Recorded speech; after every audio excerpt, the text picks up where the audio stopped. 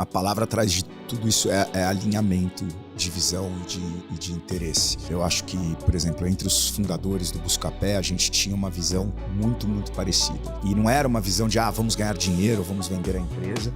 Era realmente uma agenda onde a empresa estava acima da agenda pessoal de qualquer um e a gente queria deixar um legado. Quem será que fez isso há 100 anos atrás e que existe até hoje? Eu acho que eu estou tentando descobrir o quanto ele está inconformado com o mundo, o quanto aquela dor, aquele inconformismo dele vai se transformar em potência para mudar o mundo e deixar um legado, deixar uma marca, deixar um dent, como o gringo gosta de falar. Tem algumas coisas que eu quero desenvolver, se eu conseguir, né, nos meus filhos. Acho que uma é esse senso de disciplina, que eu acho que aprender, seja música, um esporte ou que seja, traz. Então você vê claramente o quão disciplinado são as pessoas bem-sucedidas.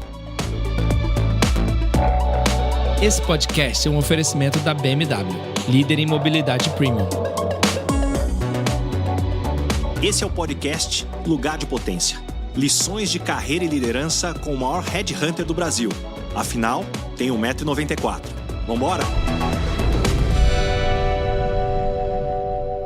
Hoje eu tenho o privilégio de receber um dos pioneiros do empreendedorismo digital. Ele é brasileiro, alguém que construiu uma empresa com R$300 no quintal de casa e vendeu depois por mais de $300 milhões antes dos 35 anos. Ele é formado em engenharia pela Poli na USP e descobriu a paixão por computação aos 12 anos num PC XT e nunca mais parou. Aos 20 anos, enquanto ainda estava na faculdade, fundou o Buscapé.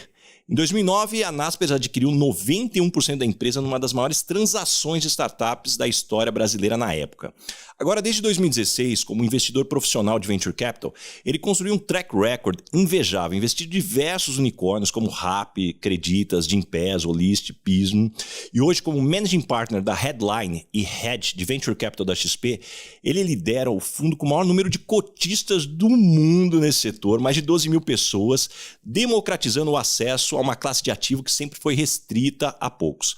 Agora, o que seu currículo não conta é que ele já tinha um plano de negócio para criar minhocas aos 10 anos, com divisão de equity já definida, era 70% para ele, 30% por irmão. E o que o currículo dele também não conta é que mesmo depois de todo esse sucesso, ele é conhecido no mercado como um dos caras mais generosos e acessíveis do ecossistema e tem um senso de humor afiado que descontrai até reunião de conselho mais tensa. Romero Rodrigues, que honra ter você aqui no Lugar de Potência. Vaza, delícia estar aqui. Obrigado pela intro maravilhosa. Você me fez lembrar aqui um monte de coisa gostosa que nem tava fresco na memória. Pô, bom estar aqui. Bom, show de bola, cara. Um grande fã. E vamos começar pelo começo, como eu sempre gosto. Aonde a cegonha te entregou? Você vem de uma família de inovadores do Vale do Silício? Não, mas a cegonha ajudou muito. Eu venho de uma família de classe média.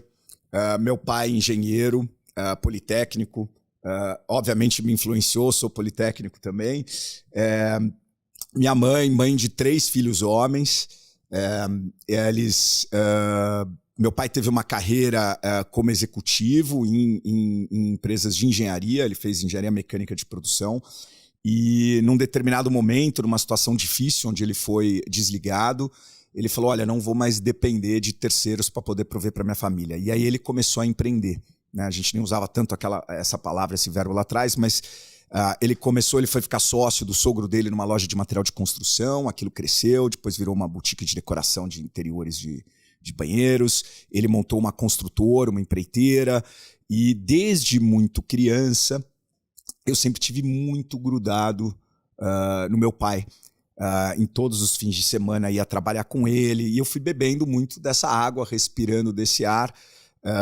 Quando ele saía, ele deixava as coisas para eu fazer, obviamente com bastante controle, mas eu cuidava ali, pelo menos achava que eu estava cuidando do negócio. Então eu cresci muito com esse desejo de criar um negócio meu, antes de ter qualquer outra vontade, até mesmo do que ser jogador de futebol ou piloto de Fórmula 1. Quando você ia na loja com seu pai ali, trabalhar com ele, o que você gostava de fazer? Você era o cara que organizava, atendia cliente, ficava contando dinheiro? O que você gostava de brincar já aprendendo na época? Eu perdi meu avô, eu tinha um pouco menos de 10 anos, então isso eu devia ter, 8 anos, talvez 7, por aí, ou talvez até um pouquinho menos, mas eu lembro que eu adorava atender cliente. Óbvio, era uma criança, então eu adorava ir lá pro estoque, ficar montando um monte de brinquedo com aquelas conexões todas. E eu sempre gostei muito de matemática, mas meu avô nunca deixou eu contar dinheiro ou fazer troco. Ele morria de medo que eu desse o troco errado. Então acho que com exceção disso, eu ajudava muito a empacotar, atender cliente, enfim. E quando sobrava tempo, ia para a loja vizinha, que era a loja de colchão, ficar pulando nos colchões. E me conta essa história aí da agenda de 87, que você conseguiu resgatar ela aí na pandemia. O que tinha escrito lá, desse plano de negócio que já a tua cabeça já funcionava? Mas a tua capacidade de pesquisa é boa, viu? Eu tô surpreso. Você sabe que na pandemia... A gente tava falando de agentes da CIA, do FBI, eu tenho os meus aqui para pesquisar sobre o convidado. Eu tô vendo. Eu vou te falar que no meio da pandemia, preso lá dentro de casa, em um determinado momento eu falei, vou ter que arrumar toda essa bagunça que estava aqui. Eu guardava as coisas em caixa. E aí eu abri uma das caixas lá antigas e tinha uma agenda, daquelas agendas que tinham diárias, né?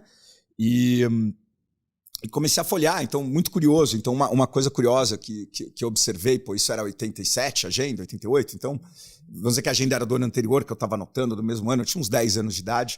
No cantinho inferior direito, eu tinha sempre uma continha, que era o meu dinheiro, que eu deixava com meu pai, e meu pai me pagava a mesma taxa do overnight. O overnight era coisa naquela época, que ele tinha no banco. Então, assim, sem querer, já tinha ali uma educação financeira, né, disfarçada. Mas numa das primeiras páginas tinha, assim, eu nem sabia o que era plano de negócio, não estava escrito plano de negócio, mas estava escrito Romero e André, um dos meus irmãos, né, André e Bruno. E a ideia era tudo que a gente podia vender para minha avó. E minha avó morava em apartamento, a gente morava em casa, então ela precisava de minhoca para as plantinhas dela. Eu tinha aprendido a fazer uma aula de artes vela de sabonete, então a gente ia vender vela de sabonete e minhoca para minha avó. Mas eu acho que era a nossa barraquinha de limonada, óbvio, mas eu acho que foi uma semente importante para ir despertando essa vontade de criar alguma coisa. E nesse meio do caminho, poxa, você muito novo, vai mexendo no computador pela primeira vez na escola, que aquele PC XT com todas as restrições tinha que te fisgou de um jeito que você falou, pô, eu quero isso pra minha vida? Muito louco, né? Porque, e acho que aquele discurso do Jobs em Stanford, lá o Commencement Speech de 2005, ele fala uma coisa que é boba quando você escuta, mas quando você reflete, né? É como, às vezes você não entende, mas quando você olha para trás, os pontos estão todos ligados numa trajetória. E eu acho que um momento outlier, aquele momento que talvez, né, baseado no livro lá, Outlier, que fez eu chegar na carreira que eu tô hoje, foi realmente aquela aula de computação na 8ª série. Eu estudei no Porto Seguro, o Porto Seguro tinha trazido um lote de computadores da Alemanha numa parceria, eu lembro até a marca, eram computadores da Zenith, e era um ano, era uma aula adicional, não tinha nota, não bombava nada. E o primeiro semestre foi trabalhar numa ferramenta da Microsoft que chamava Works. Então aqui a gente está falando DOS, não existia Windows, não existia nada disso. Era aquela tela verde. E eu achei aquilo, assim, foi uma decepção enorme. Por quê? Porque eu estava imaginando um negócio muito legal, mas para mim eu olhei e falei, cara, era uma datilografia. A lição era, pô, pega esse texto e digita. E legal, você vai marcar em negrito, você vai marcar não sei o quê, mas uma máquina de escrever eletrônica da IBM fazia isso na época. Eu falei, nossa, eu esperava mais. No segundo semestre mudou para Basic, programação.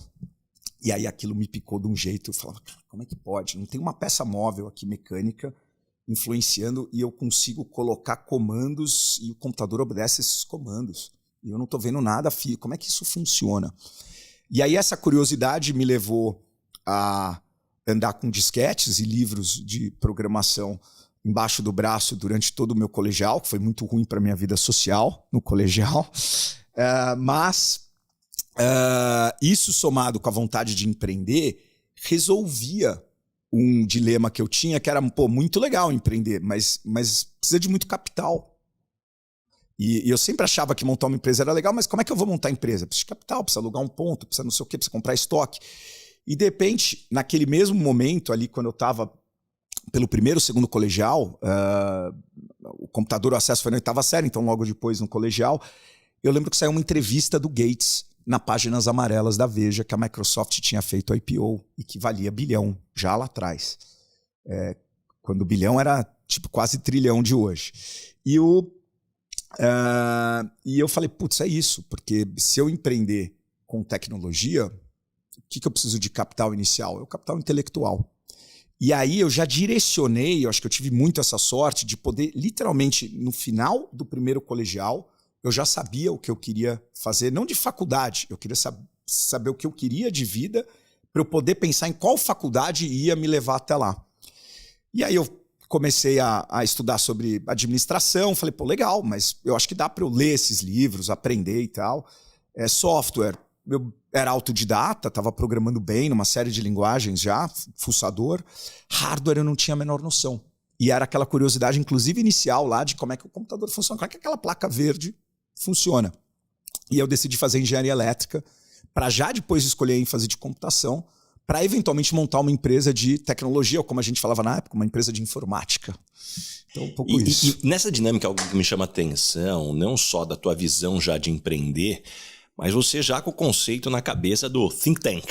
Pô, de criar um grupo para se reunir, falar de negócio. Me conta mais, de onde veio essa ideia aí tão jovem de começar a puxar aí já os caras para falar disso? Eu nunca usei essa palavra na época, como a gente não usava uma série de outras palavras. Startup não tinha, bababá. Mas eu acho que veio muito do fato de que eu entrei na faculdade e eu não pensava em ser um engenheiro. Eu pensava assim, se eu não encontrar nenhum projeto, nada funcionar, eu vou trabalhar. Pode ser numa empresa de engenharia, muito mais provavelmente eu imaginava que meu plano B ia ser parar numa consultoria, que eu achava legal, porque também está relacionado a negócios, a business.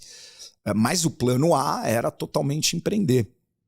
E eu, já muito fuçador, com um dos meus amigos de faculdade, o Ronaldo, ele virou um dia para mim, eu falei, pô, você sabe programar? E tava começando uma linguagem nova que chamava Delphi, que permitia você desenvolver em Windows aplicativos com banco de dados locais. Porque antes era Clipper em DOS e tal, então era uma mudança ali de plataforma, de paradigma. Eu falei, não, cara, eu tô louco para aprender Delphi e tal. Ele falou, cara, eu achei um cara lá perto de casa que tem uma transportadora e nenhum software de mercado resolve o problema dele. Porque precisa fazer todos os cálculos, se é melhor mandar por qual rodoviário ou qual aéreo, depende do peso, da cubagem, do volume e tal. Vamos vender para ele um projeto? Falei, vamos. E aí eu comecei uma primeira empresa, que chamava Foco Soft, com o Ronaldo, para, obviamente, fazer isso. A gente vendeu uns 5 softwares diferentes para uns 5 clientes. Meu pai foi um dos clientes, fiz um software de fluxo de caixa para ele. Mas a gente viu que a gente estava num nicho interessante, porque era um monte de gente que tinha dores que nenhum software resolvia. Então, sei lá, tinha um distribuidor de material médico. O preço unitário de uma agulha é 0,0001 centavo. Nenhum software permite colocar um preço menor do que 1 centavo. Então era esse tipo de coisa. Mas a gente esbarrou num problema de escalabilidade. Então a gente falou, isso aqui é muito serviço, pouco produto, que eu não consigo repetir esse produto em nenhum lugar, e não tem escala. Mas beleza. Nesse paralelo, eu comecei a juntar outros amigos também para discutir, fazer um brainstorm se a gente poderia criar algum negócio. E tivemos algumas ideias. Um dos meus amigos, o Renato, trouxe uma ideia de trazer dos Estados Unidos uma tecnologia que tinha para fazer a automação da casa via rede elétrica. Como? Você punha uma espécie de um Benjamin entre o que você queria ligar e desligar, ou controlar a potência e a tomada. Esse Benjamin lia, não existia Wi-Fi, não existia nada. Então esse Benjamin lia na senoide da rede elétrica, os sinais estavam modulados lá dentro, liga, desliga e tudo mais. Só que aí a gente descobriu que a senoide no Brasil é um lixo, ela não tem uma curva senoide. A energia no Brasil não vem limpa, então o sistema não funcionava. Então foram assim várias tentativas de acerto e erro, mas a gente tinha essa disciplina de reunir à noite, uma vez por semana, e um dia, numa necessidade de um outro amigo, que é o Rodrigo, que estava procurando uma impressora, ele falou, pô, você conhece? E a gente fazia, eu era fuçador, a gente fazia estágio num laboratório de pesquisa da USP, e lá a gente teve acesso à internet pela primeira vez, e aí a gente fuçava pra caramba. Eu falei, não conheço nenhum site, nem no Brasil, nem fora, tal. Ele falou, pô, vamos achar um site que traz informação de produto e preço? Vamos. a gente levou para aquele nosso think tank, eu chamei o Ronaldo, que estava na Foco comigo, e isso foi meio que o embrião inicial do Buscapé. Mas essa construção do Buscapé, eu sei que vocês passaram meses desenvolvendo aí, parece que no primeiro dia não funcionou tão bem, cara. Me conta um pouco mais como foi dessa frustração e depois continuar até colocar no ar. Não só no primeiro dia, vários dias. Mas, assim, eu vejo hoje quem está empreendendo tem uma vantagem muito grande de ter muita coisa disponível, muita informação, muito livro, muita academia. Não tinha. A água que a gente bebia era uma água muito boa, mas era a água do Kotler lá atrás, era a água da década de 80, né? Business na década de 80. Então, muito do que hoje se consome foi escrito justamente por essas empresas todas que surgiram ali pós-Netscape. E aí, por exemplo, para dar um exemplo bom do que a gente não sabia fazer e do que a gente errou, a nossa ideia original era pegar preço de loja de rua, não preço de loja online, porque não tinha loja online. Não existia. Existia assim duas. Tinha já a Booknet vendendo livro, tinha a Amazon nos Estados Unidos, mas não era algo que você poderia ter volume para comparação. E aí a gente decidiu criar um software que tinha que ter 1.4 megas, porque ele tinha que caber num disquete. E a gente ia pegar esse disquete, ia colocar em bancas de jornal, porque naquela época tinha muita revista em banca de jornal que vinha já com um disquetinho, então era uma forma de distribuir. O varejo ia instalar esse softwarezinho no computadorzinho deles. O software procurava automaticamente o sistema de gestão e conectava e puxava os preços do banco de dados, ou procurava a planilha Excel que tinha lista de preço. Quando dava meia-noite, o software conectava na BBS, que conectava na internet, e era meia-noite porque era pulso único, da meia-noite às 6, porque era muito caro, e mandava todos esses preços para o nosso banco de dados. E a gente ficou, sei lá, talvez 8, 9 meses desenvolvendo esse software. É um software que eu acho que era razoavelmente complicado e robusto, acho que seria até hoje. Software pronto, funcionando, eu peguei uma caixinha de 10 disquetes, morava no Paraíso, ali, Rua Tutóia, rodei todos os pequenos negócios do bairro, voltei com os 10 disquetes, ninguém quis nem ficar com o disquete. E todo mundo chamou de louco, falou, cara, isso não faz nenhum sentido, a gente não dá preço nem por telefone. O segredo todo é o cara entrar na loja e aí a gente convencer ele de que vai ser mais caro ele sair sem o produto do que sair com o produto. Bom, Buscapé morreu por 3, 4 dias. E aí veio a ideia de falar, pô, vamos ver o que tem em loja online? A gente identificou umas 6, 7 lojas. Falou, vamos pegar as lojas online e os preços delas como uma massa inicial de dados, só para tirar essa inércia, que é o que hoje a gente chama de fake one-side, né? O termo bonito de marketplace. Mas lá era, pô, a gente precisa mostrar para o consumidor que tem algum preço. Aí as lojas de rua vêm. E aí 2 coisas interessantes que eu sempre provoco. Aquele disquete, precisava ter alguma coisa nele? Eu teria comprovado a minha hipótese 9 meses antes, com, sei lá, 50 mil linhas de código a menos, muito menos noites acordado, e teria comprovado que o cara não queria usar. Então, eu sempre provoco muitos founders, tipo, você quer testar uma hipótese, por que você está escrevendo código? Hoje em dia, você consegue testar a hipótese de praticamente qualquer negócio, você escrever uma linha de código. Bem, escrever linha de código está muito mais fácil por causa de AI, a gente pode falar disso depois, mas em geral, tinha ali uma oportunidade clara de fazer um teste de hipótese rápido e mudar de caminho, né? E a outra provocação é que a gente nunca teve loja de rua no Buscapé. Acabou que o comércio eletrônico explodiu e o Buscapé, até o final da vida, era praticamente só loja online. As lojas todas de rua que entraram no online. Então, às vezes, você mira numa coisa, acaba acertando em outra. E é muito comum até no que eu faço hoje. Eu acho que, 9 de 10 negócios que a gente investe no modelo de negócio e depois o negócio muda. Então, sei lá, investimos em Well Hub de Gympass, era passe diário de academia. Não existia nem mensalidade, nem via RH de empresa. Quero ir na companhia atlética hoje, eu comprava o passezinho para hoje, acabou. A Acredita se chamava Bank Fácil, fazia comparação de preço de juros, não fazia home equity. Então, assim, o modelo de negócio vai mudar. Então, você tem que tentar entender para onde está indo o mercado e se você está com o time certo. E aí, nessa construção, puxa, vocês encontram a tese de produto, identificam o mercado, a empresa começa a crescer e vem um novo componente. Rodada de investimento até chegar no dilema vender ou não. Conta um pouco desses aprendizados numa época que o mercado não era estruturado da forma como é hoje. Zero estruturado. A gente teve bastante aprendizado e eu acho... Obviamente a gente trabalhava muito, tem muita competência nisso, mas tem sorte também. A primeira rodada do Buscapé, a gente foi reativo, a gente não foi ativo. A gente acabou falando com todo mundo que procurou a gente. Primeiro porque a gente nunca imaginou que a gente teria acesso a capital. O que por um lado era bom, porque o nosso plano de negócio era muito robusto. Então a gente achava que a empresa ia funcionar, não era verdade, a gente estava errado, precisava de capital, mas a gente achava que a empresa ia funcionar sem necessidade de capital externo, com os R$300 por mês que R$100 de cada um dos sócios colocava. Então, quando chegou a onda de investimento, que foi ali no segundo semestre de 99, no mercado tinha muita gente saindo de banco e consultoria com planos de negócio super robustos e tinha alguns poucos, o Buscapé era um deles, que já tinham um produto no ar, rodando, pessoas usando, saindo na imprensa.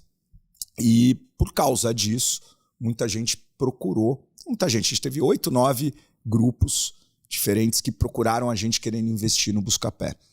E o que a gente fez foi estudar, entender todas as propostas e a gente acabou fechando com uma que era até curioso, mas como é relevante, era um amigo nosso que a gente foi pedir ajuda para ver qual das 8 era melhor. E ele, num fim de semana, falou, quer saber, vou largar a McKinsey, quer saber, vou chamar meu amigo de Chicago, que está no Chase, fazendo deal de internet em Nova York, e vou chamar um outro amigo que, tem grana, e nós vamos montar uma aceleradora, incubadora. Foi uma das primeiras incubadoras aceleradoras do Brasil. E ele sabia as outras propostas, ele fez uma proposta melhor. Então a gente deu sorte, porque a gente fechou com o que eu acho que era o melhor grupo que a gente tinha ali. Mas a gente foi reativo e o mercado era super desestruturado, que nem você comentou, Baza. Para você ter ideia, a gente tinha ex-executivos de telecom querendo investir, a gente tinha aceleradora, a gente tinha fundo de investimento, a gente tinha um banco inglês que geralmente faz só pré-IPO querendo investir. Então, assim, hoje, graças a Deus, o ecossistema é super bem definido. Então, você tem um investidor certo para cada etapa do negócio. Ali era confuso. Eu acho que a gente acabou escolhendo muito bem esse time de investidores que entrou eram mais do que investidores, porque imagina, você quer vender que você é uma incubadora e você tem um ovo, você não tem opção, você tem que fazer esse ovo chocar, fazer esse ovo dar certo. Então foi colocado muita energia dos investidores no Buscapé, que eu acho que é uma escola que eu acabei aprendendo e trago hoje para minha forma de investir, que é como é que eu posso ajudar, como é que eu posso estar perto, né? Não é sobre dinheiro. E deu muito certo, porque a gente fechou com eles em novembro de 99, quando foi fevereiro de 2000, acho que foi a primeira grande matéria do Buscapé, que foi uma capa de Veja, e depois, em março de 2000, a gente já começou o roadshow e já conseguiu o term sheet. Enfim, foi num momento muito, muito importante, porque a gente recebe o term sheet em março e em abril a bolha estoura. Então... A iFood Benefícios vale para o seu time, para sua empresa e é aceito em qualquer lugar. Aceita que vale mais e contrate já. E aí nessa dinâmica, puxa, vocês passam por essa bolha e tem uma história bacana de como vocês usaram o capital ao longo desse tempo. E o ponto que movendo essa história para frente, a hora que chega a proposta da Naspers, que tipo de conversa se tem entre os founders para conseguir chegar e colocar todo mundo na mesma página? Porque também, puxa, não era simplesmente entregar a chave, tinha que continuar lá, as expectativas gerenciadas e o quanto que isso também te ensinou a forma como você lida agora com os founders que você faz muito negócio.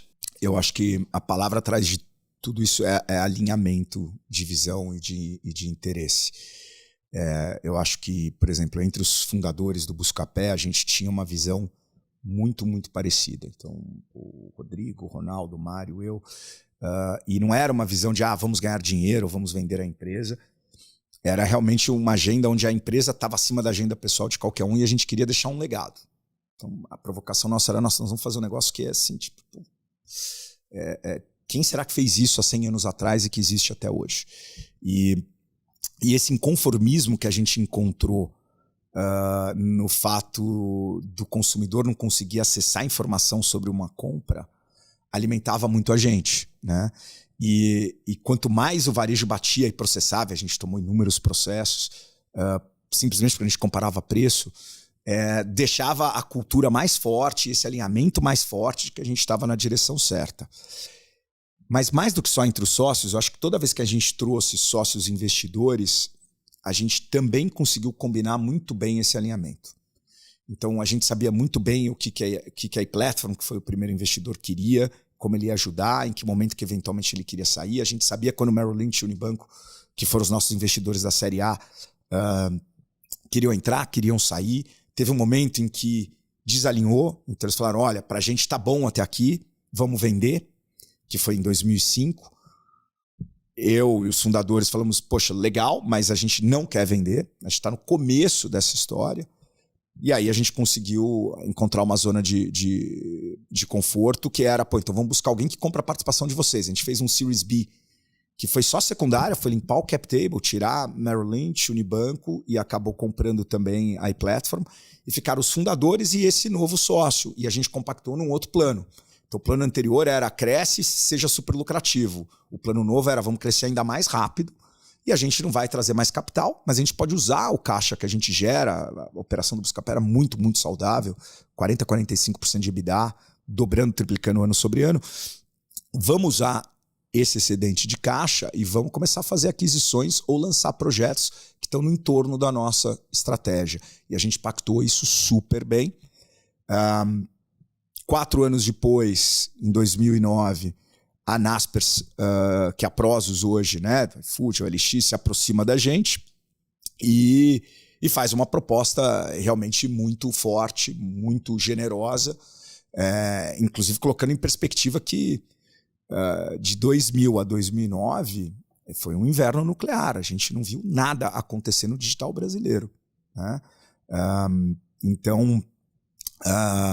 e mais do que só o tamanho da transação, o que a Prosus trazia, que era muito legal, eram 2 coisas. A primeira era todas as operações, todos os investimentos dele, a empresa seguia independente, seguia com seu time de tecnologia. Então não é que um player incumbente tech do Vale comprou a gente e agora eu estou desmontando a engenharia e vai responder para Mountain View, ou vai responder para São Francisco, ou vai responder para San José. Não. O Buscapé seguia, então muito parecido com o setup que a gente tinha antes. A diferença é que a gente tinha passado o controle. A Naspers ficou com 91%. Os founders ficaram com o resto. E a segunda coisa era o fato deles operarem. A Naspers chegou a operar 90 empresas em 70 países. Então, tinha muita troca de conhecimento. Muita aceleração de curva de aprendizado. Só de eu sentar com, por exemplo, a Allegro, que é o mercado livre da Europa, e poder trocar as melhores práticas, ou, enfim, discutir, botar times técnicos juntos para resolver problemas técnicos complicados. Então, esse ecossistema era um ecossistema muito, muito poderoso. Então, para a gente fez muito sentido, e a gente não precisava vender 100%. Vendeu o controle, mas não vendia 100%. E eu te falo que foi aí maravilhoso de novo, até o momento que, obviamente, também desalinhou. Foi quando trocou o CEO global da Naspers e o novo CEO falou, olha, tem uma estratégia diferente. Nessa estratégia diferente, o Buscapé ia ser fatiado em 5, 6 companhias que a gente tinha acabado de adquirir. A gente ia ter que se desfazer, então a gente tinha 51% da Vetex, tivemos que vender basicamente pelo preço que pagamos. A gente tinha 30% de Hotmart, também vendemos o preço do que pagamos.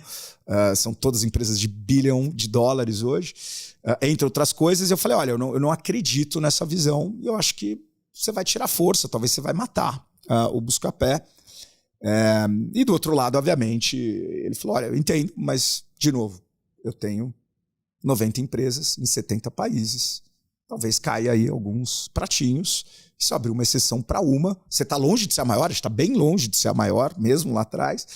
Então vai ser isso. Eu falei, tá bom, mas então a gente vai ter que repactuar. Só que dessa vez acho que o repactuado é eu que vou ter que sair, né? Afinal, percebo agora, depois de 4 anos, eu finalmente percebo que eu vendi a empresa, porque durante 4 anos eu não tinha nem percebido. A relação estava tão alinhada que eu nem percebi que eu tinha vendido a empresa. Aí eu finalmente, depois de 4 anos, percebi que eu tinha vendido a empresa. Eu lembro que até dessa viagem eu voltei para casa. Foi um head com os top 10 executivos da Naspers em Cape Town. Foi, na verdade, em Stellenbosch. A Naspers Hoje a Prosus é Amsterdã, mas a Naspers ficava em Cape Town. E eu lembro que eu voltei assim, cheguei em casa com o olho molhado, tipo, mal. Falei, amor, estão matando a minha empresa. E aí, na época, minha mulher falou, olha, deixa eu te contar, faz 4 anos, já está na hora de você entender. Não é mais sua empresa, amor, você vendeu. Eu falei, é verdade. E aí, depois desse choque, tem o segundo choque, a hora que você sai e você, de repente, se vê sem nada na agenda. O que eu vou fazer? Sou jovem, tenho energia. Cara, me conta dessas fichas que foram caindo, que talvez quem tá de longe fala, pô, o cara tá com a vida resolvida, e vem o peso, na verdade, do o que vem pela frente. Baza, queria já te conhecer bem, porque eu teria pedido uma mentoria para você do que fazer naquela época, mas eu já sabia que eu ia sair e eu comuniquei a Prosus, a gente fez um plano de 1 ano, porque a imagem do Buscapé era muito ligada à minha imagem, à cultura interna, então a gente ia fazer uma coisa suave. E nesse 1 ano eu pude experimentar muita coisa. Mas eu acabei, muita coisa profissional, tá? Mas eu acabei não aproveitando tanto um sabático ou qualquer coisa assim. E foi um conselho que eu tive de um mentor meu, um americano chamado Matt Coffin. Ele foi fundador de um site que chama Lower My Bills. Foi uma das maiores aquisições no primeiro ciclo digital americano. Era um site que comparava mortgage, enfim. E ele falou, Romero, eu estava toda semana na Oprah, eu estava toda semana no Daily Night Show de sei lá quem. Eu ligava, todo mundo atendia no primeiro toque. Eu vendi o Lower My Bills, foi um sucesso. Eu tirei 2 anos de sabático. Eu voltei depois de 2 anos e os telefones não são atendidos na velocidade que eram. A Oprah não me chamou mais. E em retrospectiva, eu acho que eu devia ter construído a ponte antes para a minha próxima etapa, para a minha próxima vida. E depois eu poderia trabalhar isso. E ele falou, então acho que você tem que fazer uma reflexão só o que você vai fazer nesse momento. Porque eu não sei o que é o certo, o que é o errado. Você tem, obviamente, riscos em ambos os caminhos. Mas se eu voltasse no tempo, eu teria construído uma ponte. Tá super bem, mas teria feito isso. E eu acabei seguindo muito esse conselho dele. Então eu peguei esse ano, que do ponto de vista pessoal, era foi um ano até entre relacionamentos. Eu estava solteiro, eu tinha 4 reports globais. Eu tinha o meu ex-COO, que virou CEO do Brasil, que ficava entre Rio e São Paulo, então eu tinha motivo para estar 1/4 do ano no Rio. O meu outro report era em Praga, eu tinha motivo para estar no leste europeu 1/4 do ano. O meu outro report era em Milão e meu outro report era em Cape Town. Que tá entre se listar as 10 cidades que eu mais gosto do mundo, essas 4 estão lá. Mas eu decidi, na verdade, explorar diferentes frentes. Eu fui fazer bastante conselho de empresa, tanto Brasil quanto fora, tanto privada quanto listada. Percebi que não era o que eu queria. Flertei muito com empreender de novo, mas eu falei, putz, precisa de tanta energia. E mesmo que eu consiga colocar toda a energia que eu já consegui, mesmo que o resultado final seja tão legal quanto o do Buscapé, nunca vai superar o Buscapé. Porque foi tão romântico, foi tão... né? Talvez o único motivo de fazer isso é porque, sem dúvida nenhuma, empreender de novo é o que me daria mais retorno financeiro. Mas retorno financeiro nunca foi um norte para tomar decisão no Buscapé. Pô, vai ser agora que finalmente eu tenho algum retorno financeiro? Não faz nenhum sentido. E nisso eu comecei a me apaixonar pelos vários investimentos anjos que eu tinha feito desde sempre, mas eu comecei a fazer mais assiduamente depois da aquisição do Buscapé pela Prosus, porque quando o Buscapé foi adquirido pela Prosus, o que a gente não percebeu é que tinha um monte de empreendedor com a mesma dor. Sabe aquela coisa de veterano comparando cicatriz? Isso foi o quê? Isso foi uma faca, não sei o que lá e tal. Isso aqui foi um tiro de 12. Então ele olhava todas as cicatrizes que a gente tinha, de tudo que a gente apanhou operando o Buscapé, e falavam, cara, esse cara tomou tiro que nem eu tô tomando e sobreviveu, eu quero falar com ele. E essa ligação da dor, eu tenho uma dor muito parecida com a dor que você teve, acabou colocando uma série de startups interessantes nesse meu portfólio de investidor anjo. E aí eu falei, eu acho que isso é legal, acho que isso é realmente fazer uma coisa diferente. Se eu estou tendo a chance de ter uma segunda vida, eu quero um sabor diferente para essa segunda vida profissional. E aí eu fui para Venture Capital. E nessa tua experiência em Venture Capital, puxa, hoje teu dia a dia é falar com muitas pessoas e eu adoro que você sempre diz que você investe em pessoas, não em ideias. Mas quando você senta com um founder hoje pela primeira vez, o que exatamente você está tentando descobrir sobre essa pessoa nos primeiros 15 minutos? Assim, se eu fosse resumir de uma forma muito simplista, eu acho que eu estou tentando descobrir o quanto ele está inconformado com o mundo, o quanto aquela dor, aquele inconformismo dele vai se transformar em potência, para usar aqui o paralelo do nosso podcast, em potência para mudar o mundo e deixar um legado, deixar uma marca, deixar um dent, como o gringo gosta de falar. Então, no fundo é isso, é o quanto ele é inconformado e o quanto aquele problema, e não a solução que ele criou, mas o problema que ele está enxergando é um problema que, na visão dele, não deveria existir no mundo que ele vai resolver. Então, acho que esse é o principal, porque isso captura o quanto de ambição ele tem, isso captura o quanto de resiliência ele tem. Isso não necessariamente captura, mas que é um ponto muito importante, o quanto ele é coachable, o quanto ele vai escutar e absorver, que eu diria que é a segunda, tá? Não acho que está capturando, mas é importantíssimo. Isso captura a capacidade dele, que na biografia do Jobs, né, se fala muito do campo de distorção da realidade que o Jobs criava. Todo empreendedor faz isso. Você não consegue criar uma empresa do zero e convencer um sócio, convencer o primeiro cliente, o primeiro fornecedor, o primeiro investidor, se você não distorcer a realidade em volta das pessoas, fazerem ela acreditar que o mundo pode ser diferente.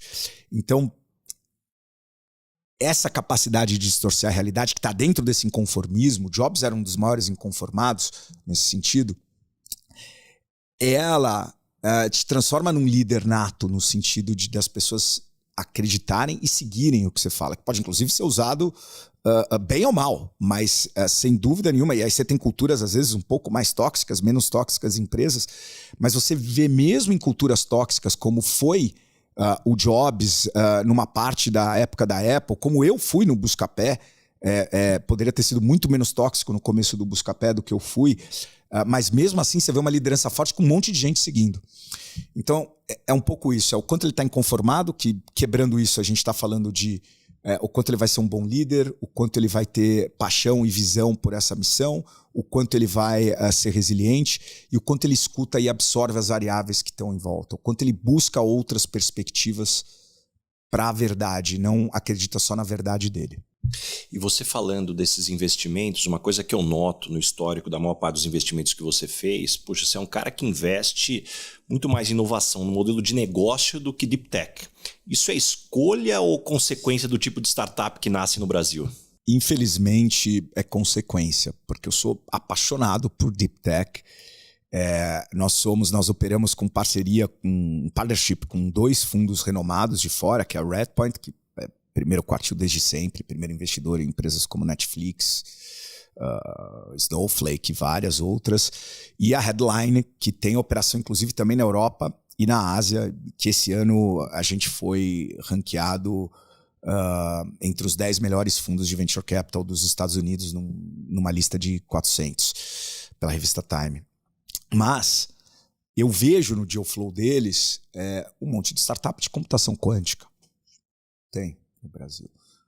Eu vejo no deal flow deles uma série de startups resolvendo problemas super avançados de aeroespacial, ou problemas de defesa, né? Ou mesmo em LLMs, em inteligência artificial, você vê modelos fundacionais, né? que literalmente são PhDs que saíram da academia com muitos papers montando. No Brasil é mais difícil disso acontecer. Por quê? Porque para isso acontecer, Israel é um bom exemplo de onde isso acontece. Israel é um país muito pequeno e tudo que é feito em Israel tem que ser pensado para o mundo. E mais do que isso, você tem uma hélice tripla de governo, mercado e academia, onde já está muito bem combinado quem vai fazer o quê e quanto cada um vai ficar dessa história. Então não existe uma discussão se uma patente foi inventada numa universidade federal, se aquilo pode ser explorado comercialmente ou não, e quantos anos vai levar para se chegar a uma conclusão. já está pré-definida as regras. Então, a inovação da academia chega para o mercado muito mais rápido e o governo incentiva o mercado a investir nisso. Nos Estados Unidos, no Brasil antes, a gente tem menos disso, porque a gente não consegue ter essa cooperação. Apesar de ter muita produção acadêmica de qualidade, isso não consegue chegar no mercado. Porém, o Brasil é um país gigantesco com muito problema, muita ineficiência, muita dor. E às vezes uma dor que é leve na Dinamarca, no Brasil ela é grande. Então o Brasil acaba se mostrando um celeiro muito bom para você ter inovação de modelo de negócio, onde você pega tecnologias de prateleira e vai resolver uma dor que existe. Então se a gente pensar, boa parte das grandes empresas digitais que a gente consome hoje no Brasil fizeram isso. Não existe um chip de computação quântica que ninguém nunca tinha inventado dentro do Nubank, ou dentro da Wellhub, ou dentro da Creditas. Existe estado da arte de tecnologia do que existe disponível de prateleira. Óbvio, tem algumas coisinhas que cada um faz melhor, empacotadas no modelo de negócio transformador. Mas o Brasil não tem Deep Tech? Tem. O melhor resultado meu como investidor de Venture Capital é uma Deep Tech, é a Pismo. Então imagina uma empresa brasileira fazendo processamento de pagamento, fazendo a ledger de pagamento do banco e das empresas de cartão de crédito na nuvem. Se essa empresa sai do ar, o banco não sabe mais quanto você tem na conta. A Visa não consegue mandar fatura para tua casa. Você vai falar assim, nenhum banco vai trocar o sistema que ele tem, que normalmente era de uma empresa americana, para uma empresa brasileira e colocar na nuvem, sair do mainframe e colocar na nuvem. No entanto, o Citibank assinou um contrato para colocar Pismo em 78 países do mundo.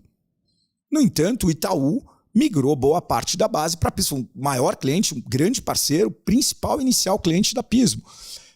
Resultado, a Visa olhou e falou, preciso disso. $1 bilhão em cash. Que para a gente foi até hoje o melhor retorno. A gente tinha ainda 22%.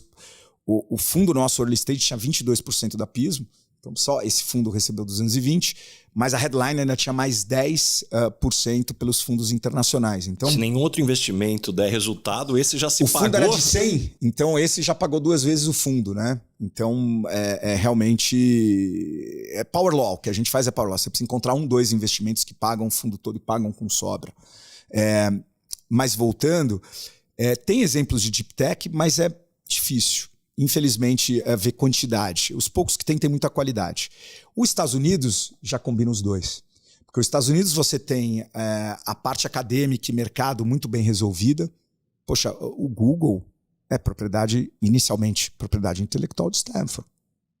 Não existiu uma grande negociação ou discussão. Já é pré-combinado quanto Stanford tem de royalties na tecnologia que é criada lá. E no IPO do Google, a Stanford fez centenas de milhões, se não bilhões, não sei quando eles venderam, que voltou para o endowment para eles fazerem funding de mais pesquisas. Né? No Brasil, o Larry e o Sergey estariam trabalhando na Universidade Federal até hoje e o Google não teria existido. Então, são coisas mais profundas, mas que seriam muito importantes da gente começar a pensar no Brasil visando os próximos 10, 20 anos. Você se envolve com as histórias, experiências e aprendizados que eu compartilho aqui em cada episódio? Então pense no efeito transformador dessas lições aplicadas na sua equipe. Conheça mais sobre a minha palestra Lugar de Potência acessando o link na descrição do episódio. Não só inspire, mas revolucione o potencial do seu time. E Romero, como é que está a tua empolgação hoje em relação à inteligência artificial? Seja como eventual bolha ou como impacto na sociedade? O que vem te tirando o sono? Olha, eu nos últimos 12 anos, 14 para cá, estamos em 26, nos últimos 12 anos que eu não estou operando, eu não passei nenhuma grande vontade de voltar a operar. Mas eu não vou mentir que nesse momento eu morro de vontade de voltar a operar. Eu acho que a forma simples, para quem não está muito nos detalhes de inteligência artificial, imagina que pós-Netscape, então ali no final da década de 90, nos anos 2000, a gente usou a conectividade, né, as pessoas conectadas entre si, que foi a internet, para desafiar todos os modelos de negócio que existiam. Da mídia à produção de aço, do varejo à saúde, né? Da logística ao financeiro. E todas as grandes empresas que a gente tem hoje, praticamente sem exceção do S&P, vêm dessa época. Então é o Google desintermediando a informação, é o Mercado Livre desintermediando o varejo, quem for, é a XP desintermediando o banco e assim por diante. E nesses 25 anos, esses novos impérios foram criados. Muita coisa foi feita em startups, e ficaram grandes, médias e tal, mas os grandes incumbentes tech hoje são esses lá de trás. Não foram criados em 2000, com exceção da Meta, mas não foram criados em 2009, 10 para frente. A gente está naquele momento que você acha que o jogo já foi definido, tá no tabuleiro de war, passa alguém e chuta a mesa. As pecinhas mexem todas, eu falo, pô, Baza, você estava ganhando, mas mexeu tudo, vamos começar de novo. A gente está no momento de começar de novo, é um big reset. Todos os negócios, de novo, os que sobreviveram aos últimos 25 anos, na investida das techs. E as próprias techs estão sob questionamento de novo. Porque o que o AI traz é muito parecido com o que a internet trouxe. Nenhuma outra tecnologia que apareceu no meio chegou perto de fazer isso, de conseguir questionar de novo todos os modelos de negócio, inclusive os mais recentes. Então é muito sexy. Óbvio, tem AI washing? Caraca, tipo, de 100 pitches que eu olho, os 100 tem a palavra AI. Quantos tem AI de verdade? 3 dos 100. Tá? Quantos estão numa posição boa para tirar proveito de AI? Mais 7. Os outros 90 desculpa vocês, bullshit. É besteira. Então, tá super interessante. Acho que tem ângulos onde o Brasil pode ter projetos muito bons. Obviamente, tem ângulos, tem espaços dentro de AI que vai ficar para o mercado americano e chinês, porque eles estão trabalhando há 50 anos em fazer a academia, a ciência, o mercado, o governo trabalharem juntos. Mas é muito, muito interessante, porque um investimento que você fez há 3, 4 anos atrás, pré-AI, já está sobre júdice, já está sobre questionamento num período de tempo muito, muito rápido. Cara, deixa eu puxar outro prisma aqui. Puxa, você olha 3.500 startups por ano, senta em conselho, viaja, tem família, e quando a gente marca alguma coisa, você não falha e é sempre pontual. Como é que você estrutura a tua agenda, cara? Eu não posso nem falar que eu não falho, porque eu não falho com você. Aí meus amigos vão assistir, vão falar, seu filho da mãe, com o Baza você vai, a gente te chama, você não vai. Olha, mas é uma zona a minha agenda, assim, quer dizer, uma zona, eu tenho muito processo, então eu começo o ano, eu tô nesse mês agora, dezembro, eu já fecho todas as reuniões de conselho que eu tenho pro ano que vem, eu uso uma heurística muito boa para definir quando vai ter reunião, enfim, eu acho que eu encaro que o tempo é realmente o ativo mais importante que eu tenho, é o ativo que os empreendedores mais querem, porque eu tô num negócio muito, muito específico, é muita alfaiataria. Não é mega escalável, não tem como levantar um fundo de 5 bi de dólar, não funciona, o fundo tem que ser pequeno. E pior, eu sou a única classe de ativos no mercado financeiro que o ativo escolhe o gestor. Se eu fosse um gestor de fundo de ação, eu escolho comprar a Petrobras não pode fazer nada a respeito. Eu vou e compro. Eu quero vender? Eu vendo. Aqui não. Se a gente tiver uma máquina do tempo e voltar para 2000, e saber o café onde o Sergey e o Larry tomavam café e a gente aparecer lá e querer investir no Google, a gente não vai conseguir. Não é que talvez a gente não vai conseguir. Tinha muito mais cheque do que espaço. Então olha que loucura. 4.000 empresas que a gente está no nosso mapeamento. A gente faz 5 investimentos por ano. Pô, tá dando quase já 800 para 1. Mas é uma falsa sensação de seleção. Esses caras, eu encontrei esses 5, 6, mas esses caras que me escolheram, eles tinham mais de uma opção de cheque. Então, tempo é super importante.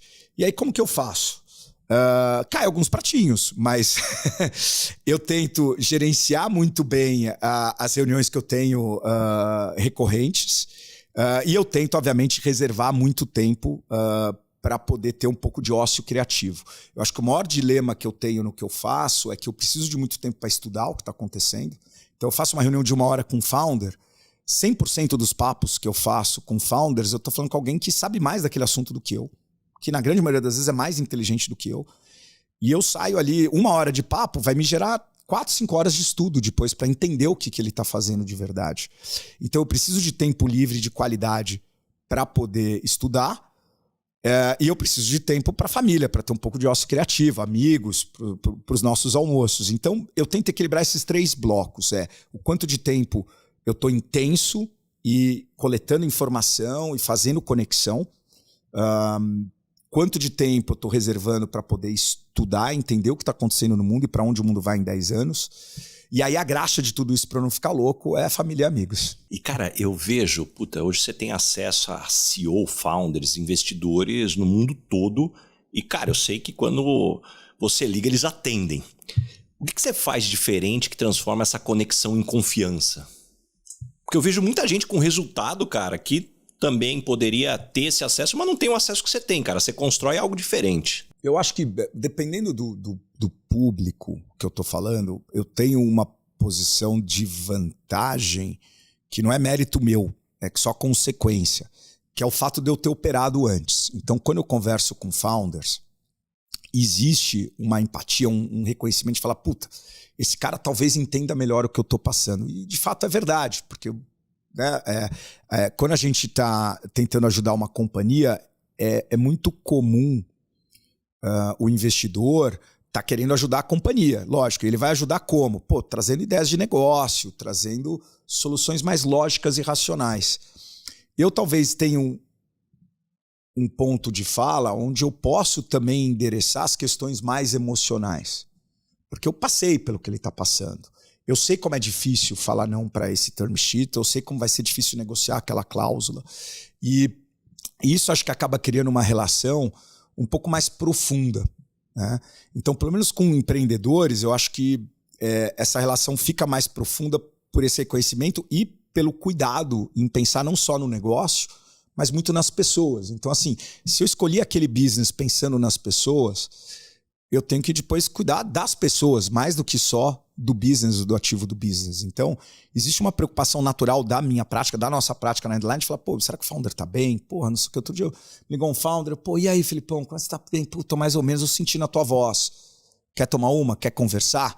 Então, existe meio que no job description um pouco de psicologia, né? De estar ali, de estar ajudando na parte emocional também, né? Que o conselho de psicologia não escute e não venha me causar problemas, mas então acho que essas relações ficam mais profundas. Isso depois acaba se revertendo no maior ativo que um investidor pode ter, que é a reputação, que é esse track record, que é os founders. Eu falo, poxa, se você quiser saber como é trabalhar com a gente, vou te contar tudo, óbvio. Mas, cara, vai conversar com founders que eu investi. Quais? Qualquer um. Inclusive os que deram errado, para você entender como é que foi um momento difícil.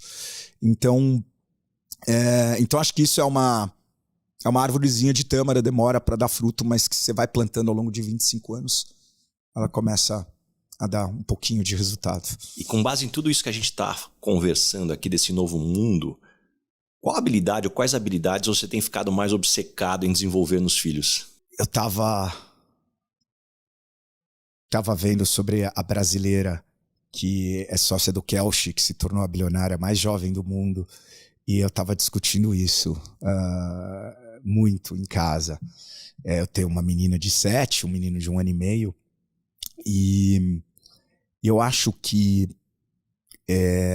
tem algumas coisas que eu quero desenvolver, se eu conseguir, né, nos meus filhos. Acho que uma é esse senso de disciplina, que eu acho que aprender, seja música, um esporte ou que seja, traz. Então você vê claramente o quão disciplinado são as pessoas bem-sucedidas, né? Então você vê, tipo, não é que ela só, no caso dessa menina, não é da Lara, não é só que ela é MIT, não, ela foi Bolshoi. Então, assim, ela se dedicou com muita disciplina para as paixões dela. Segundo, é estimular e desenvolver as paixões deles. Eu não estaria aqui conversando com você com certeza absoluta se eu tivesse ido fazer alguma coisa que não era a minha paixão. Porque não tem como você trabalhar. Eu passei 2 ou 3 réveillons programando o Buscapé. Eu estou falando da virada do 31. E não estava sozinho, estava com todos os meus co-founders. Isso não é racional. Então você precisa ser alguma coisa que seja apaixonado. Então acho que estimular essas paixões é a segunda. E talvez a terceira, que é uma característica também de muito sucesso que eu vejo, eu sempre estimulo eles, quando eu pego a Lelê na escola, eu sempre tento estimular, que é o que você... não é o que você aprendeu hoje e tal, eles dificilmente respondem, mas o que você perguntou, o que você tinha de dúvida que você resolveu hoje? E eu vejo as pessoas que sabem perguntar, isso acho que é importante na minha profissão, é importante na tua, mas as pessoas que sabem perguntar e que sabem absorver esse conhecimento são, em geral, tem uma correlação muito grande com o sucesso. Voltando para a parte do coachable, o que todos os founders de sucesso que eu interagi têm em comum era escutar e anotar. Eu fazia cafés da manhã mensais com o time da Gympass, hoje o El Hub, e o César levava, ele fazia assim, um bloco de folha sulfite que ele dobrava e punha numa espécie de uma capa, assim, um caderno, tinha um que meio indiano, não sei o que e tal, e eu lembro, ele anotava. Eu falava, ele anotava. Na hora que eu parava de falar, ele olhava para mim e fazia outra pergunta já, e anotava. Fazia outra pergunta e anotava. Algumas vezes eu até brincava, fazia uma resposta super estúpida para ver o que ele falava. Ele olhava para mim e anotava. Então, eu acho que são habilidades que parecem bobas, mas elas criam um pouco de compounding effect, sabe? E tentar... É uma forma, talvez, de levar para os nossos filhos o que é a ideia desse crescimento exponencial. A gente, infelizmente, ainda pensa muito linear. E, cara, nossos filhos estão crescendo numa geração onde todo mundo ganha troféu, só por participar. Como é que você ensina seus filhos a diferença entre esforço e resultado? Claro, sem destruir a autoestima também. Eu não sei. Eu acho que vem um pouco dessa parte de disciplina na paixão e criar uma competição saudável, sabe? Quando eles são jovens. Eu sou um grande fã de meritocracia e eu odiaria ver eles, sem querer, pelo menos em algum aspecto da vida, disputar para ser o melhor naquilo. Eu não sou por exemplo, eu pessoalmente não sou uma pessoa extremamente competitiva. Eu tenho amigos que são competitivos em tudo. Vai jogar tranca em casal, o casal briga porque perdeu 3 vezes. Eu dou risada se eu perdi, se eu ganhei. Eu vou jogar pôquer com os meus amigos. Se os vinhos são mais caros que o cacife, eu prefiro perder e tomar bastante vinho e me divertir, e assim por diante. Mas tem algumas poucas áreas da minha vida onde eu quero ser o melhor. E eu vou ser o melhor. Então eu acho que eu ficaria muito frustrado se não tivesse alguma área na vida deles onde eles queiram e lutem para ser o melhor. Adorei. E Romero, chegamos agora no momento Headhunter. Qual que é a pergunta que você sempre faz nas entrevistas para contratar alguém para o seu time? Eu acho que eu não tenho um script. Talvez eu devesse até ter. Eu não tenho um script. Eu gosto muito de sentir o flow. E em cima do flow eu vou tentando criar uma relação, uma conexão, uma intimidade para poder tirar as informações que eu acho que são cruciais, que eu preciso para preencher para preencher aquela posição. Então, assim, eu não diria que tem nada no repertório que seja fora da curva, infelizmente, para tua sessão podcast. E eu acho, e até na minha história de Buscapé tinha todas as perguntas clássicas, do tipo onde você se vê, isso e aquilo, se acontecesse isso, nessa situação, o que você faria, mas os resultados bons que eu tive de contratações foram, por incrível que pareça, quando eu consegui passar, às vezes, boa parte da entrevista, se não mais, vendendo o meu sonho.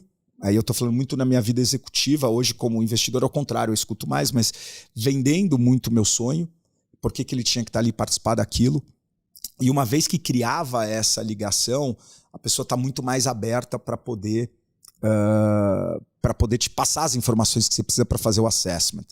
Talvez uma das minhas contratações mais interessantes foi um VP reportando direto para mim, o Buscapé já grande, tinha já 8 VPs, que eu estava tirando da posição de C-level de um banco de fora, que estava no Brasil, tinha uma operação no Brasil, mas um banco europeu. E aí eu vendi para ele o sonho todo, eu já sabia que era o cara, era o único cara que tinha feito o que a gente precisava fazer no Brasil. Tinha algumas dúvidas, tirei e tal, mas basicamente no final do nosso almoço de 4 horas, Eu falei para ele qual era o pacote de options e como ele ia ser sócio e tudo mais. E ele deu fechado.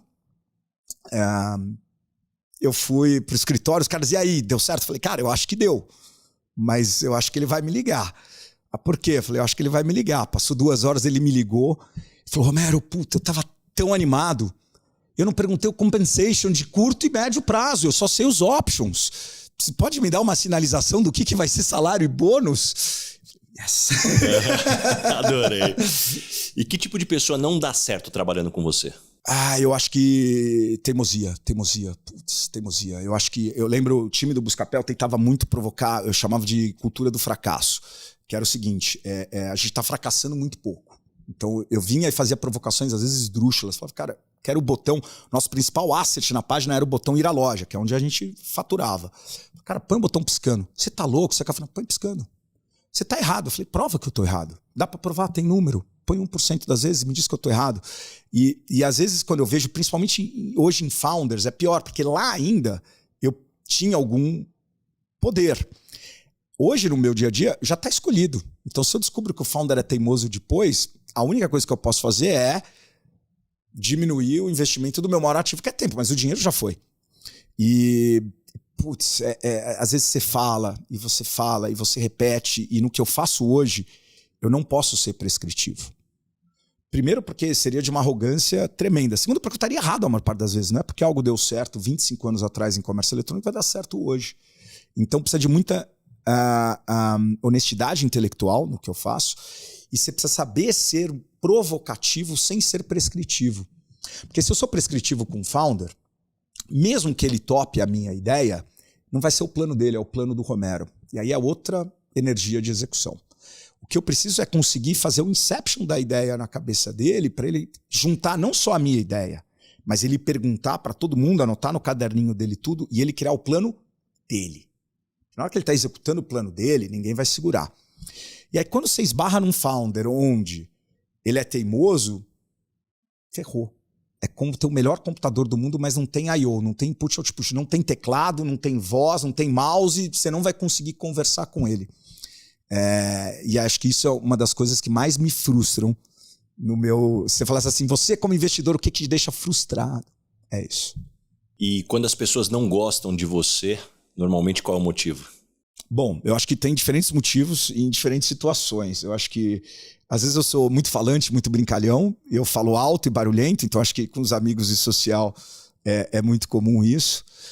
O time que trabalha comigo odeia, que eu adoro mandar muito áudio, escrevo pouco, e eles mandam texto para mim, o que para mim é mais fácil, então eu entendo eles.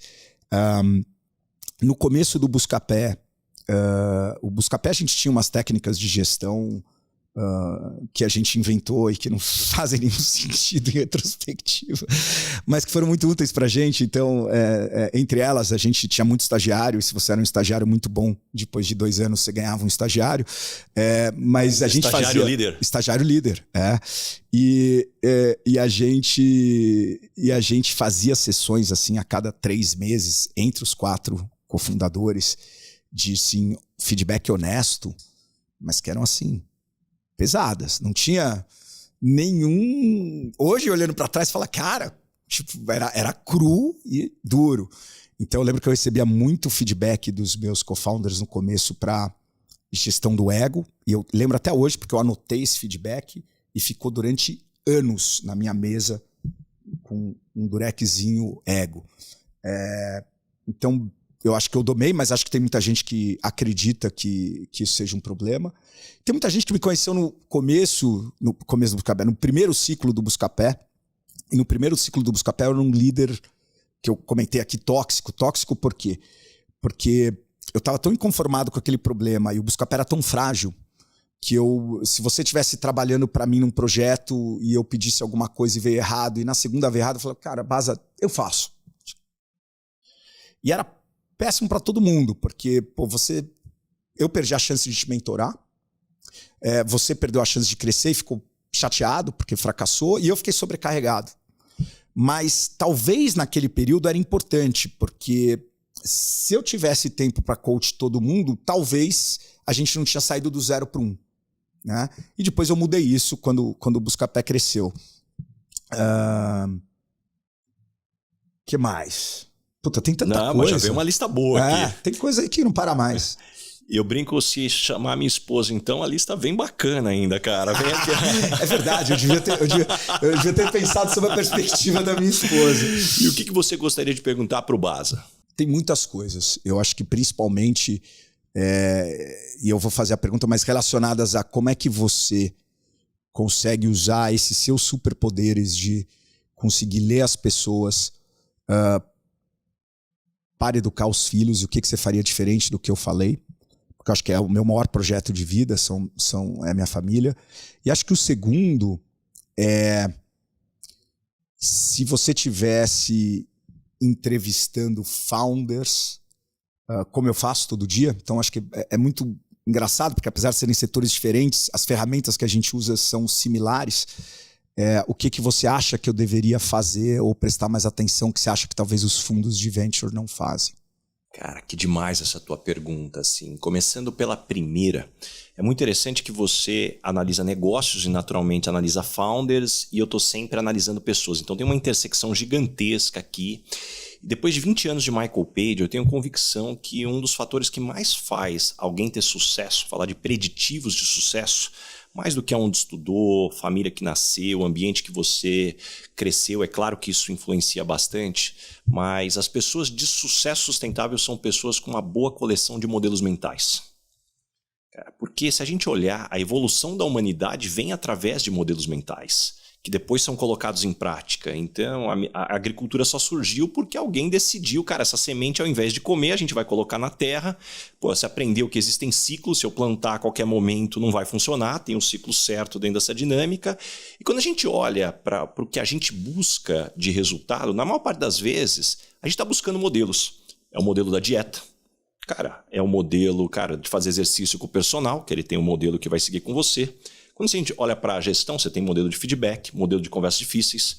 Puta, a hora que você tem um problema sério, puxa, como é que eu destrincho esse problema? Como é que eu desenho estratégias? Cara, você vai buscando modelos. Só que tem um desafio na vida que a maior parte das pessoas insiste em ir no freestyle. E hora ou outra funciona, mas, cara, tem milhares de anos acumulados, cara, na história da humanidade de conhecimento, que talvez a gente podia tentar lembrar desse conhecimento acumulado. Então, dito isso, cara, talvez uma das coisas que eu sou mais fascinado, eu sou neurótico, é buscar modelos mentais. Cada pessoa que eu entrevisto, cara, quais são os modelos mentais dessa pessoa? E uma das coisas que eu adoro entrevistar aqui no podcast é que como eu consigo mergulhar, eu falo assim, cara, que decisões essa pessoa tomou, que opções ela tinha naquele momento, o que ela estava buscando, o que deu certo, o que deu errado. E eu ainda, como pai, eu venho tentando, claro, o Felipe com 7 anos... Eu não tenho uma coleção ou uma estrutura, mas eu venho buscando muito entender mais do que o que ele pensa, por que ele pensa. A tomada de decisão, por que ele tomou decisão, o que ele está com receio.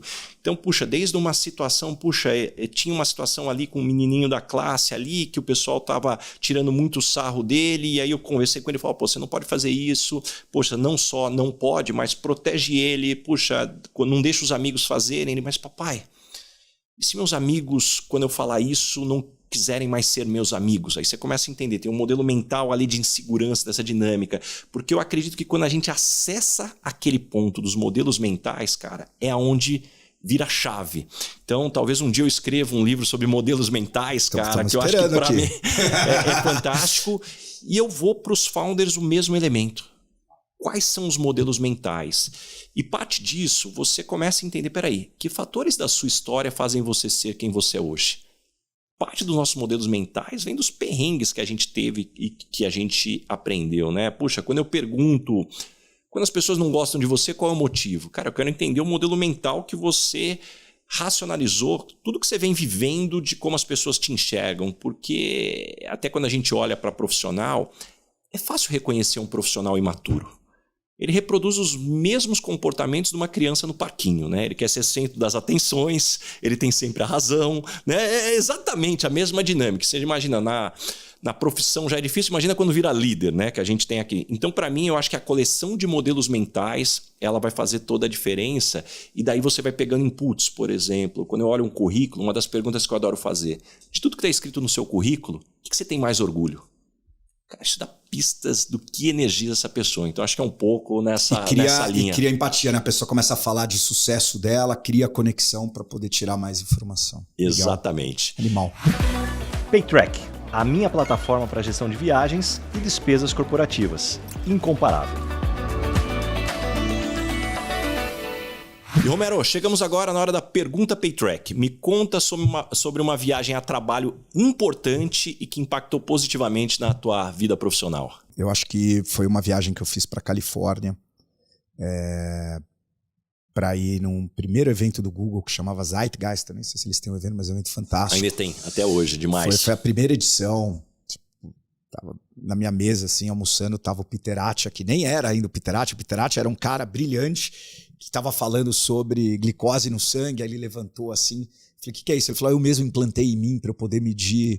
Eu tô falando disso em 2005. Os picos glicêmicos ele já monitorava naquela época. Já estava naquela época fazendo experimentos nele mesmo. Tava cheio de band-aid e tal. Falei, caraca, quem é esse cara? Eu fui pesquisar depois. Falei, cara, tava o John Legend, tava assim. Mas não foi por isso. Acho que primeiro foi legal para abrir a cabeça.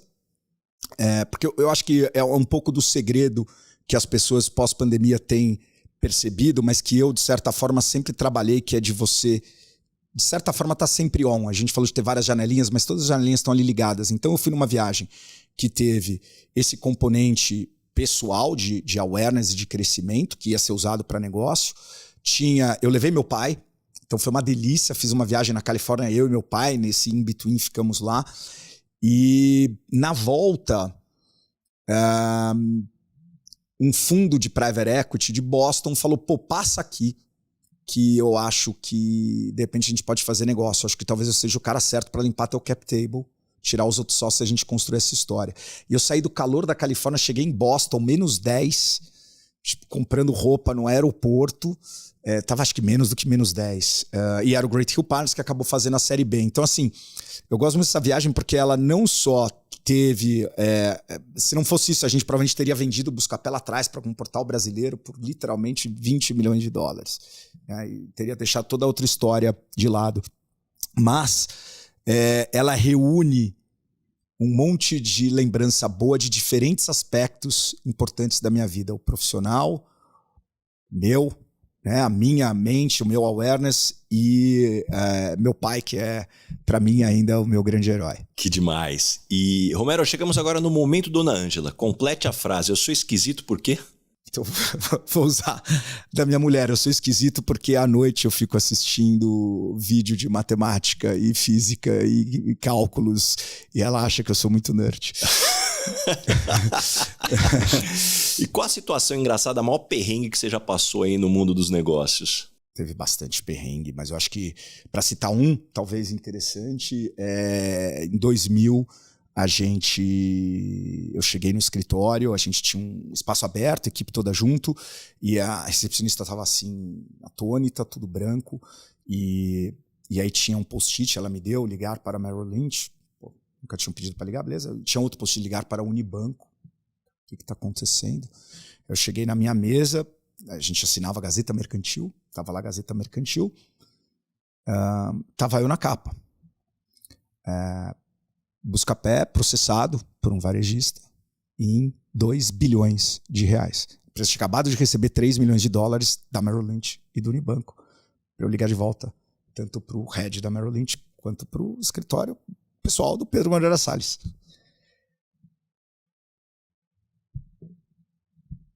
E aí, nessa hora, você deseja não ter um escritório aberto.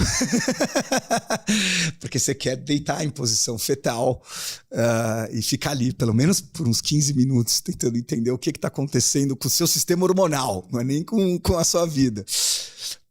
E aí, óbvio, estava o escritório inteiro olhando para mim. A gente tinha só uma parede de vidro, assim, eu falei, bom... Aí eu saí assim da parede de vidro, tremendo, para endereçar com o time. E a gente tinha, né, na parede zona assim, um grafite que a gente tinha feito lá atrás, que era um monte de consumidor. Muito legal essa imagem. Segurando os produtos, como se fosse uma revolução, tipo, finalmente poder ao consumidor. E aí, um cara da equipe puxou, veio a equipe toda, tá dando certo, não sei o quê. Falei, calma, gente, tá, acho que esse aqui é uma coisa mais séria. Falou, não, estão me incomodando. Então, assim, ao mesmo tempo, teve um alívio de time me ajudar e falar, cara, não, pera, tipo, é o que a gente queria, de certa forma. Mas, ao mesmo tempo, eu ainda tinha que fazer a ligação para tentar explicar que provavelmente a empresa tinha acabado. No final, a gente ganhou, obviamente, o processo e não deu em nada, mas foi, acho que, um dos momentos onde eu tinha menos preparo e tive que crescer o mais rápido possível. Romero, caminhando agora para o final, o nome desse podcast é Lugar de Potência. Qual que é o teu lugar de potência? Que tipo de situação e ambiente pode jogar que você brilha? É muito louco isso, porque eu tenho procurado uma frase para definir o meu momento de vida atual. E eu brinco que o meu momento de vida atual é exatamente, eu jogava basquete. Não era dos bons, infelizmente, mas amava basquete.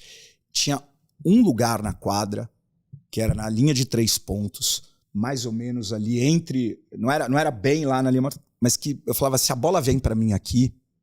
Caixa. É aqui. Aqui é o meu lugar no campo.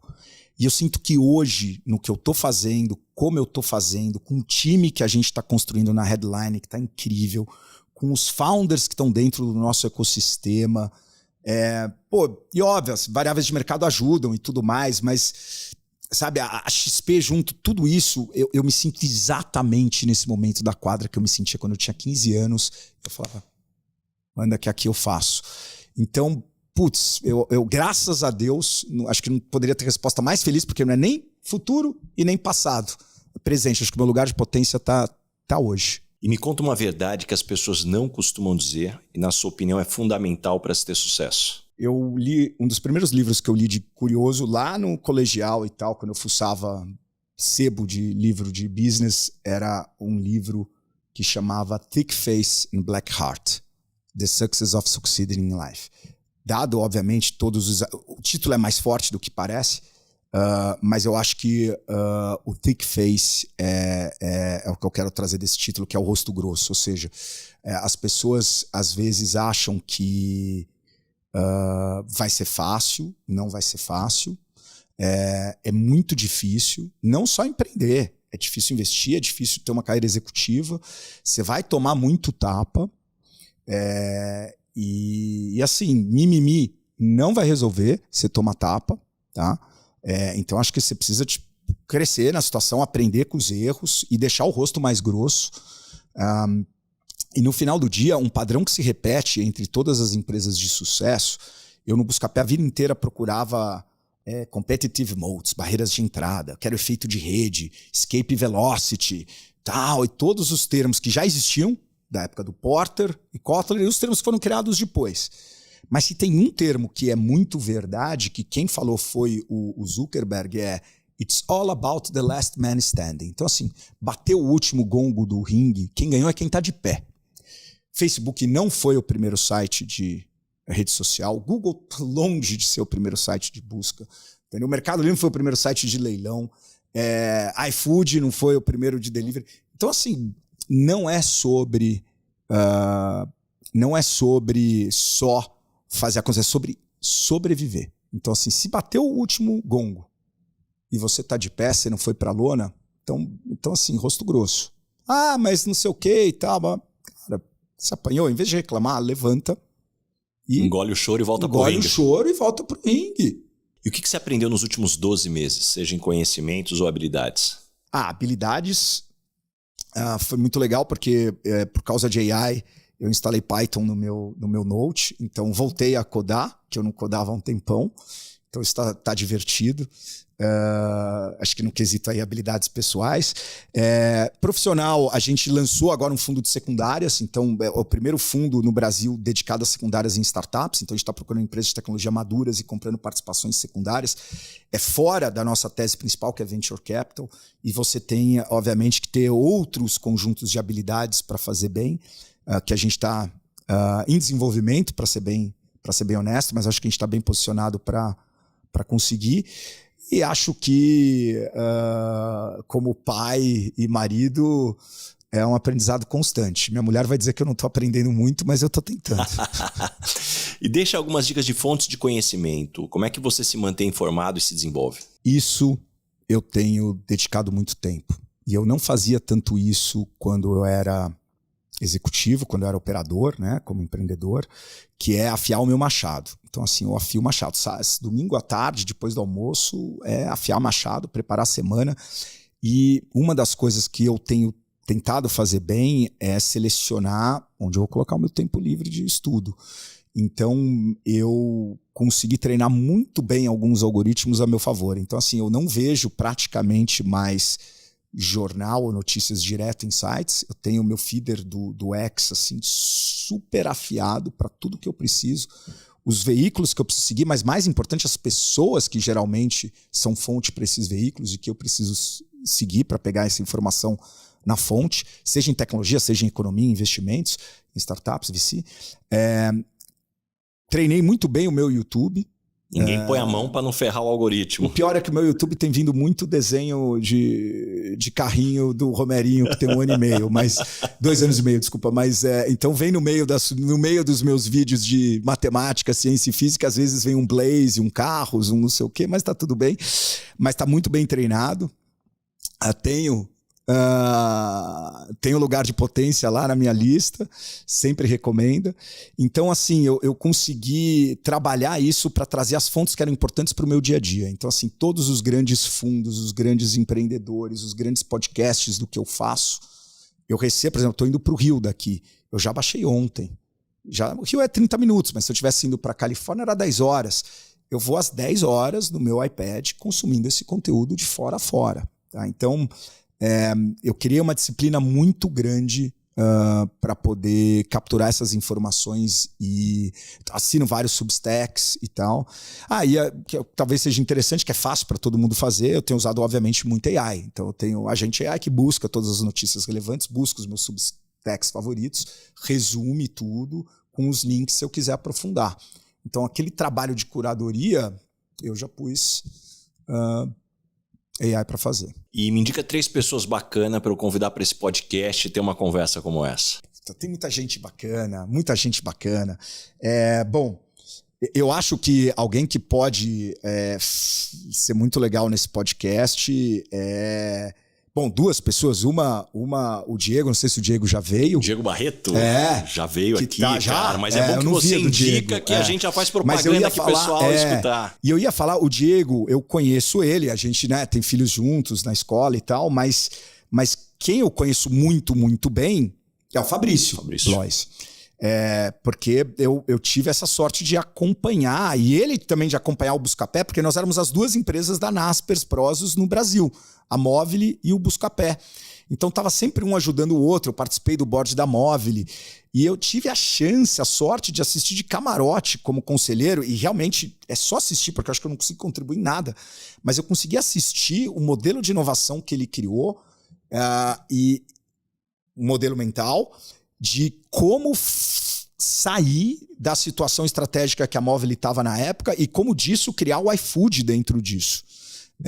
Então, talvez 4, 5 anos que eu fiquei no conselho, eu consegui, foi bem nesse momento de entrada no iFood, de virada de iFood e da máquina de inovação que ele criou.